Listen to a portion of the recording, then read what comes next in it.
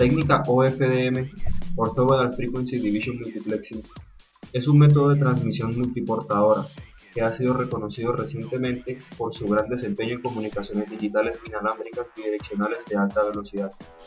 Su historia se remonta a la década de los 1960, pero hasta hace poco tomó popularidad debido a la espera del desarrollo de circuitos integrados económicos que fueran capaces de realizar las tareas que demanda esta técnica. OFDM comprime múltiples portadoras moduladas muy cerca las unas de las otras, ahorrando así ancho de banda de transmisión en comparación con su técnica madre, la FDM. Esto se logra gracias a que las señales transmitidas son ortogonales, entonces no interfieren entre ellas. Hoy este método es usado en varios sistemas de comunicación inalámbricos tales como ADSL y en los estándares IEEE 802.11ag Wi-Fi e IEEE 802.16 WiMAX. También es usado en transmisiones masivas digitales de audio y video.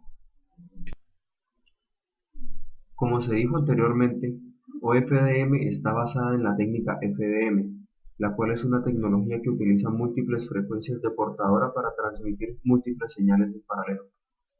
Cada señal tiene su propio rango de frecuencias, una subportadora, que es también modulada por los datos.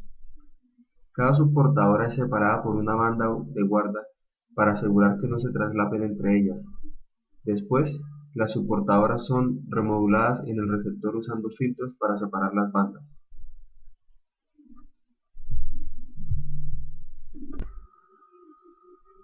OFDM es similar a FDM, pero espectralmente mucho más eficiente, pues hace una separación mucho menor de los subcanales. Incluso espectralmente existe solapamiento. Esto se hace encontrando frecuencias ortogonales, aplicando la transformada rápida inversa de Fourier IFFT a los subcanales, lo que significa en un sentido matemático que son perpendiculares. Esta condición permite al espectro de cada subcanal traslapar al otro pero sin interferir con él. Lo anterior se traduce en un ahorro de ancho de banda debido a la eliminación de las bandas de guarda y al solapamiento ortogonal de las señales. A la hora de modular la señal se necesita aplicar la transformada de Fourier discreta DFT. Ya existen en el mercado muchos chips capaces de ejecutar la transformada rápida de Fourier FFT, lo cual hace de esta una operación relativamente fácil. Sin significa la duración del símbolo, por lo tanto, rata de símbolo es igual a 1 sobre ts, donde ts es el tiempo de muestreo. Como sabemos, la portadora es compleja, solo tiene frecuencias positivas porque es una exponencial. Cuando se grafica va a aparecer la densidad espectral de potencia de M1 corrido a una frecuencia 2 fps. Estos lóbulos se omiten porque al poner un filtro me los elimina. Al analizar M2, que es el mensaje que tiene las mismas características de M1 y tiene la misma densidad espectral de potencia de una función sin, pero este M2 se encuentra a una frecuencia de 3 fps y es importante que esa frecuencia 3 fps caiga justo donde hay un 0 en la frecuencia anterior, y de esa manera la parte receptora toma el espectro y muestrea en este punto.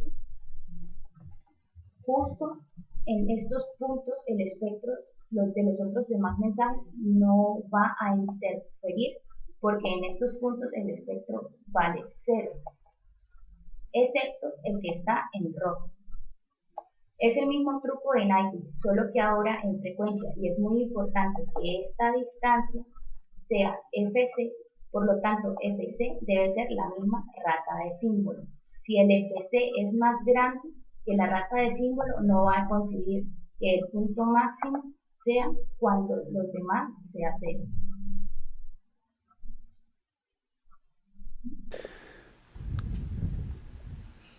En el diagrama de bloques nos encontramos en primer lugar con un generador binario de Bernoulli. Después, este mensaje es llevado a un modulador MPSK, donde sale y se multiplica con una función senoidal. Luego de esto, el mensaje es llevado a un multiplexador. Este envía el mensaje de una forma paralela, mostrando el resultado de cada mensaje de una manera separada. De la misma manera, el mensaje es llevado también a un bloque sumador. A su salida separan la parte real de la parte imaginaria, dejando solamente la parte real y llevándola al osciloscopio. La simulación de este diagrama de bloques se muestra de la siguiente forma, donde la gráfica 1 muestra la salida del multiplexor y el corrimiento de cada mensaje. La gráfica 2 nos muestra la salida del sumador y el espectro que las 4 mensajes generan. Por su parte, el osciloscopio nos muestra 4 gráficas diferentes, donde la primera es la salida del generador binario Bernoulli, la segunda es la parte real de la salida del modulador MPSK, la tercera es la parte real de la salida de la multiplicación con la función senoidal y por último se observa el mensaje que llega al analizador espectral 1. Como habíamos dicho anteriormente, el diagrama de bloques es básico, ya que no encontramos en este el bloque IFFT.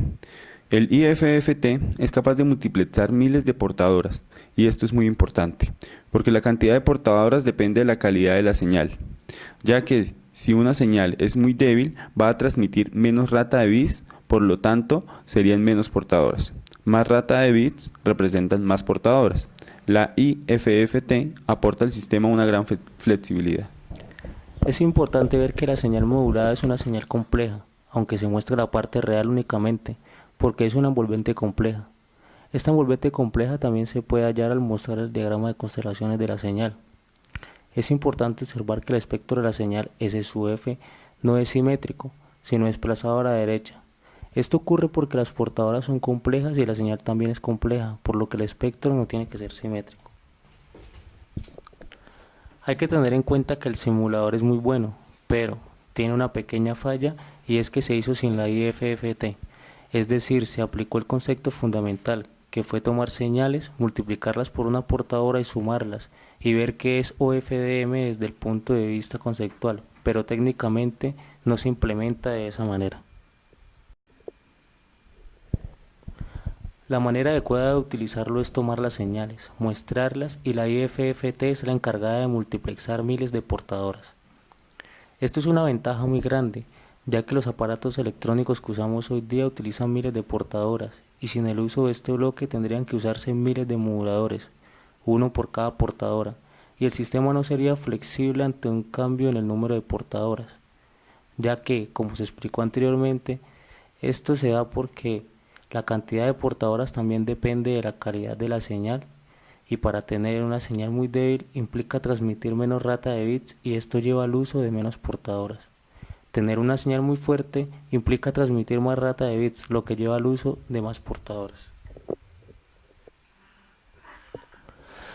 Con esto puede verse la gran flexibilidad que le entrega al sistema de comunicación el uso del bloque IFFT, ya que sin este, otras explicaciones de OFDM tienden a ser difíciles de comprender y no es posible comprender que este bloque es capaz de reemplazar una gran cantidad de moduladores por sí solo. Al no usar la IFFT, se puede crear el OFDM, pero al transmitirlo de esa manera se genera un problema. Como se sabe, lo que se hace inicialmente es en banda base y en la vida real se transmite a frecuencias diferentes de cero, por lo cual es necesario mover el espectro de la señal a la frecuencia deseada. Para esto, se hace necesario el uso de una up converter, que tiene la ventaja de que él sí entrega una señal real, que son las que se aplican en los sistemas de comunicaciones reales. El up converter tradicional toma la señal en fase, también llamada señal real, y la multiplica por una portadora. Luego, toma la señal en cuadratura, también llamada señal imaginaria, y la multiplica por la misma portadora anterior pero desfasada en pi medios, es decir, las multiplica por una señal seno y por una señal coseno respectivamente. Finalmente se suman los dos resultados y se obtiene el espectro de dicha suma, obteniendo el mismo espectro inicial pero desplazado a la señal deseada.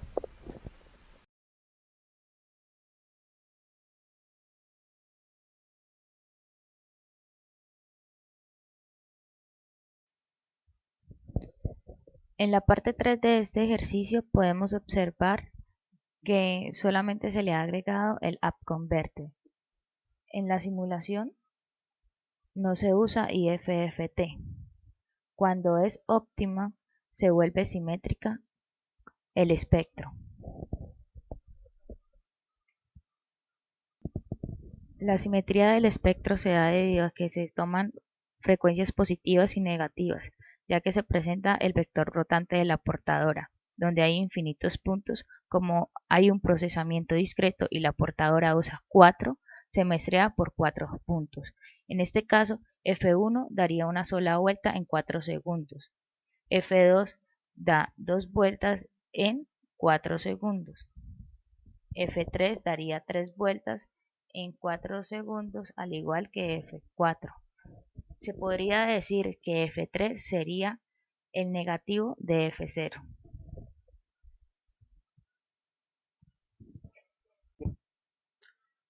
En la simulación número 4 se implementa el esquema con el bloque IFFT.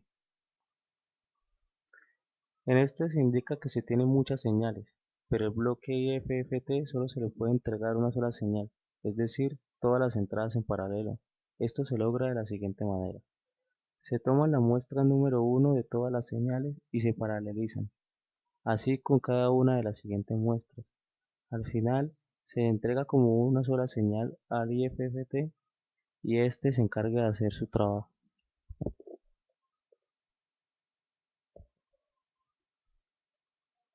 En la simulación número 5 es posible notar que la clave está en el muestreo, es decir, las portadoras tienen un muestreo mucho más avanzado, ya que no transmiten una muestra por símbolo, sino muchas muestras por símbolo.